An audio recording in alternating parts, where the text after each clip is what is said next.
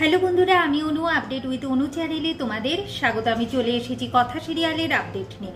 কথা সিরিয়ালে তো দেখা যাচ্ছে অরেনা খুব ভেঙে পড়েছে যে সে কিভাবে এত বোকা বনে গেল, কি করে পারলো প্রমিত তাকে ঠকাতে, কথার কথা কেন সে বিশ্বাস করলো না। এরপর কায়দা কানুনের সবাই এসে অ্যানিকে বোঝায়। প্রি ভাবে যে সত্যি তাদের দু বোনের ভাগ্য খুব খারাপ, তবে তারা সত্যি খুব ভালো থাকে।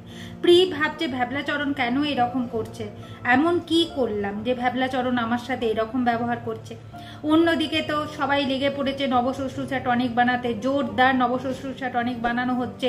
আর আক্কি সেটা ল্যাব টেস্ট করছে যে পিএইচ টিএইচ সব কিছু ঠিক আছে কিনা। সেখানে প্রি ভ্যাবলাচরণের সাথে ভাব করতে যায়, কিন্তু ভ্যাবলাচরণ কোনোভাবেই প্রিকে পাত্তা দেয় না, যেটা প্রি কোনোভাবেই মেনে নিতে পারছে না। অন্যদিকে এখন কথা তার মা মামার ফটোর কাছে এসে ধূপ দেয়, ফুল দেয় আর তাদের আশীর্বাদ চায়।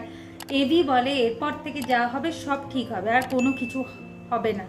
আর কথা তো এভির কাছে খুব গ্রেটফুল থাকে যে শেষমেশ সে কর্তা দাদুর পাশে দাঁড়িয়েছে। তবে এভি কথাকে কথা দেয় যে এই কথার ওপর কোনো বিপদের আঁচ এলে বা কায়দা কানুনের ওপর বা গৃহবাড়ির ওপর কোনো বিপদের আঁচ এলে এভি রুখে দাঁড়াবে, কারোর কোনো ক্ষতি হতে এভি দেবে না। কথার খুব ইচ্ছা হচ্ছে যে এভিকে প্রণাম করতে। এভি বলে তার ব্লেসিং পাওয়ার জন্য এভিকে প্রণাম করবার কোনো দরকার নেই। এরপর কথা আর এভি একে অপরকে জড়িয়ে ধরে। অন্যদিকে আমাদের চিত্রা ঠিক করছে যে প্রমিত শর্মার আমি খোঁজ করেই ছাড়বো।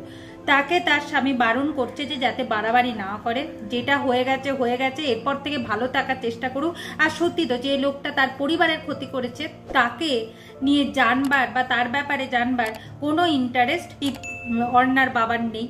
তাই এইসবের মধ্যে চিত্রাকে ঢুকতেও বাধা দেয়। চিত্রা বলেন না, আমাকে জানতেই হবে, আমাকে আমার ছেলে আর মেয়ের ভালোর জন্য তো সমস্ত কিছুই করতে হবে, তাই আমি জেনেই ছাড়বো যে প্রমিত শর্মা আসলে কে। এইদিকে আমাদের ম্যান্ডি চলে গেছে প্রমিতের সাথে দেখা করতে। সেখানে তারা প্ল্যান করছে কিভাবে এভি আর কথার ওপর বিপদ আনা যায়। আগামী পর্বে দেখা যাচ্ছে যে কথা যখনই শাড়ি পরছিল এভি রুমে ঢুকে যায়, আর কথা শাড়ি পরা হয় না, দিয়ে শেষমেশ এভি কথাকে শাড়ি পরিয়ে দিচ্ছে। অন্যদিকে চিত্রা ম্যান্ডির কাছ থেকে প্রমিত শর্মার ব্যাপারে সমস্ত কিছু জানতে পারে আর প্রান্তিকের কাছ থেকে কোনো কিছুর ইঙ্গিত পায়।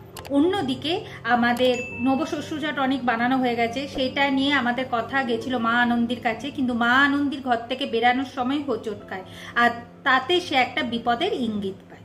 এভাবেই আজকের পর্বটা শেষ হয়ে যাচ্ছে। আশা করি আজকের পর্বটা তোমাদের ভালো লাগবে। ভিডিওটা ভালো লাগলে লাইক শেয়ার ও সাবস্ক্রাইব করে দিও। ভিডিওটা দেখবার জন্য অসংখ্য ধন্যবাদ।